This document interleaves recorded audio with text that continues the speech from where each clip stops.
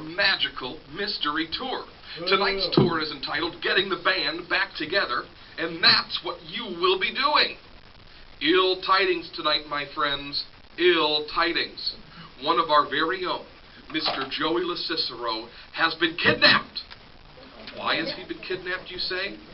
Well, it's quite a sordid story. Back in the 1980s, a band formed from a group of teachers from Blind Bartimaeus High School. This band was named Leviticrush. Leviticrush broke up way back in 1989, but their manager, the evil Deborah Chury, has been trying to get the band back together ever since. Tonight, with the band members living in the Northeast Ohio area, Deborah Chury has kidnapped Joey and held him hostage in hopes that a group from Victory Life Church, you, will convince all of her band members to rejoin Leviticrush so that they can achieve their former glory. The only way to save Joey tonight is for you to perform tasks for each one of the band members that will convince them to rejoin the band. So tonight, the Magical Mystery Tour is different than you've ever seen before. It's not about where you're going. It's about who you're going to meet and what you are going to need to do to convince them to rejoin Leviticrush. How are you going to get them to rejoin? Well, I'll give you some clues. In a moment, I'm going to read you the story of Leviticrush, and you can find copies of these on the table in front of you. Pass them out, and I will read you the story. Listen closely, and take the copies with you tonight, because they will help you discern what needs to be done to get each member to rejoin the band. Without further ado, the story of Leviticrush. In order to get the band back together tonight, you are going to have to perform tasks for each band member. Tonight will not be about trying to find the band members. That will be the easy part, because they all live in the greater Akron area. The hard part tonight will be doing what is necessary to get them to rejoin the band. Without further ado, I'm going to tell you the story of Leviticrush. There should be a copy of the story for each one of your teams to use tonight. That way you'll know a little bit about what needs to be done to get the members to rejoin the band. Without further ado, the story of Leviticrush. During the winter months of 1982, one of the greatest events in Christian music history took place. 10 employees from Blind Bartimaeus High School endeavored to create the greatest Christian hair band of all time. Some of the teachers from Blind Bartimaeus kept their traditional teacher garb, while others delved into the makeup, hairspray, piercings, and spandex of the hairband world. The striking difference of appearance only endeared them to their variety of fans. With the help of their principal turned manager, the evil Deborah Chury, the 10 members formed a magical and mysterious group. After 8 years of recording and touring, the band had achieved Christian hair stardom many times over, with their debut album, Too Cool for Sunday School, which was followed by their sophomore smash, Weeping, Wailing, and Smashing Guitars. Their popularity reached its zenith with their third and most memorable album, Hair from Heaven, which sold more than 8,000 copies. Their final album was written 6 months before the group's demise, with the foreboding title, The Road to Armageddon. More on the breakup in a moment. For right now, let's meet the band. First, lead singer Percival Fairbanks joined the band after 8 years of being a gym teacher at Blind Bartimaeus High School. He had made fun of the music program at Blind Bartimaeus, but one day he found his true calling. Known for his astronomical falsetto, Percival was adored by fans and often shot hoops with them after appearances. In the 20 years since the band broke up, Percival has returned to teaching gym and leads the Upward Basketball Ministry at Victory Life Church. Justine F. Cation, the school's communication teacher, has a heart for public speaking. She thrived on students' ability to recite scripture. Once she joined the band, she became known as the Beast of the Bongos. During concerts, her head flailed so wildly that many within the Christian hair scene accredited Justine with being the first headbanger. Due to the blunt force trauma to her brain from headbanging, Justine has become fanatical with scripture memorization. Beware of entering her office. She may have you quote scripture verbatim. Lead guitarist A.P. Ocalypse was firmly nestled in the chemistry department at Blind Bartimaeus when he was approached by Percival Fairbanks to join the band. After 2 months of almost constant prayer, he picked up his guitar and began to crush. Ocalypse was a band favorite on tour because he performed experiments on the tour bus. His chemistry was key to the band's chemistry. Sadly, AP's experiments got out of hand at the beginning of the Road to Armageddon tour, and he accidentally blew up the tour bus. Even more catastrophic, he singed off the hair of Jordan River and R.E. Demption, starting a rift that exists to this day. Speaking of R.E. Demption, his career began as the Blind Bartimaeus custodian. Turning down the promotion for head custodian, R.E. followed his dream of hairspray and music directly into the band. The problem was R.E. had no musical talent. R.E. was unable to play even a single note. The band was Christian, so they did not want to be exclusive. So they convinced R.E. that he should play a fake guitar and that his presence on stage was enough to support the band.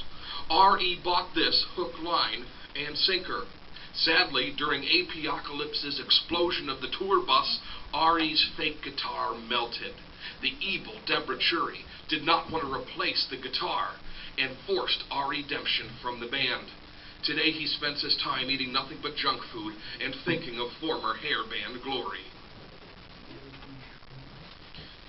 Keyboardist Jordan River got her start as the Blind Bartimaeus history teacher, but her talent for keys was discovered when she played piano for the school's version of the hit musical Methuselah's Last Birthday. Jordan loved two things, history and hair. After AP's explosion, she never forgave Deborah Chury for the outrageous wigs that Deborah purchased at a pawn shop. One evening before a show, the Aquanet ran out, and so did Jordan River. She never spoke to the band again and teaches history at Hudson High School. Backup vocalist Sally Vation taught math at Blind Bartimaeus High School. Originally, Sally doubled as the backup vocalist and the group's accountant. With the band's meager earnings, she became obsessed with keeping the band financially afloat. When things began to turn sour with the group, Leonard Stilbrook and Noel Noel accused her of embezzlement, a slight for which Sally left the group. Within weeks of Sally's departure, the band went bankrupt, proving her innocence. To this day, Sally teaches math with fervor to prove her accounting methods are sound. Noel Noel was the other backup singer for the band. Little is known about Noel Noel's past, as she roamed around Blind Bartimaeus on a regular basis, but didn't seem to have a job as a teacher. After the band ended, Noel capitalized on her first name and her surname by starting a Christmas-based profession. She stages live nativity scenes. Though there is no money in the endeavor, she still will pose anyone who will stop to recreate that magical night. Leonard Stilbrook became the drummer for Leviticrush after a successful run as the Old Testament teacher at Blind Bartimaeus.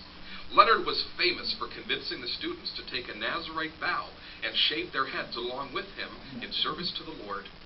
But upon joining the band, he let his hair grow for years. One day on the Road to Armageddon tour, Leonard felt the twinge of conviction and took the vow again. With no hair, he obviously couldn't be a hair band drummer and was kicked out of the band for good. Leonard has let his hair grow out these 20 years in hopes of a band reunion. The final member of the band was the Apostle Slash.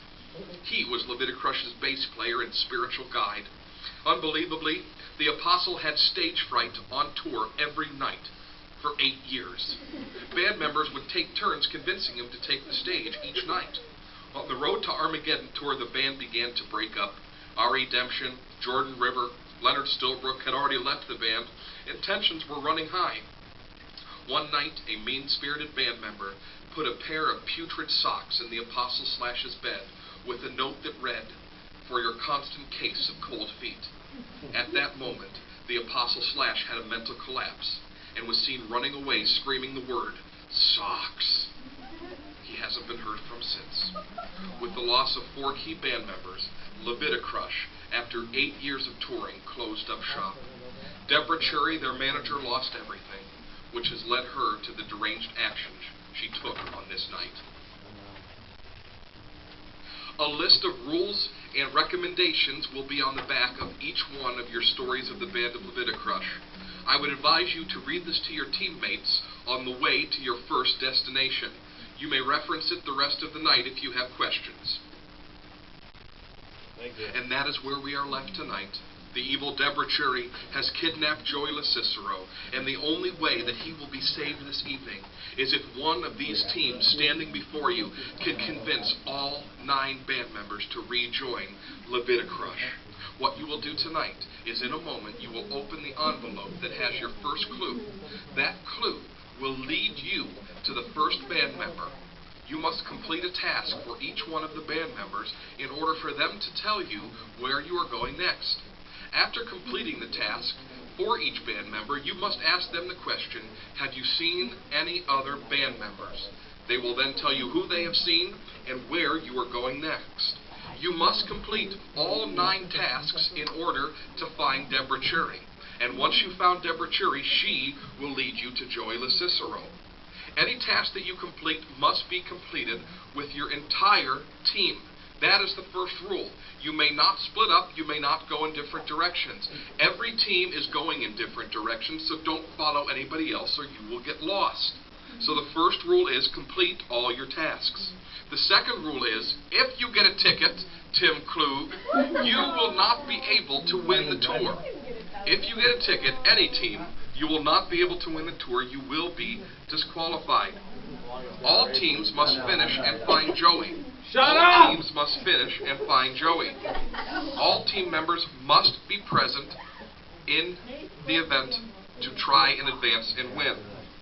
And finally, there will be no texting or calling other teams for the duration of the tour. In a moment, you will hear the Magical Mystery Tour theme start again. When it starts, you are allowed to open your clue and proceed to your first band member. Good luck and good night.